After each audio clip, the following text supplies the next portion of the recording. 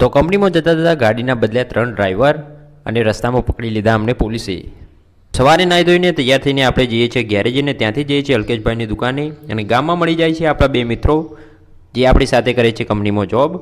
તો તેમને મળીને જઈએ છીએ પાછા આપણે કામ પૂરું કરીને ઘરે અને ઘેર પહોંચતા જ ગામમાંથી ફોન આવે છે કે આપણે લેવા જવાનું છે આપણા ભત્રીજાને, કારણ કે તે રહેતો નથી અને આવ્યા છે મારા બાને અહીંયા ખબર કાઢવા આ ભાઈની આપણા, અને ત્યાંથી હું નીકળી જાઉં છું તેને લઈને ઘરે।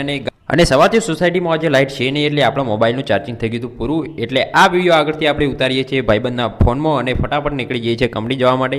અને રસ્તામાં એવું કારણ થઈ જાય છે કે આપણે બદલવા પડે છે ગાડીના થોડી વારે ડ્રાઈવર, અને એની બહુ લાંબી કહાની છે તો તમને પછી મળી જાય છે અમને પોલીસ અને આગળ શું કાર્યવાહી થાય છે એ તો તમને ખબર જ છે હોન્ડા આવતા મિત્રોને।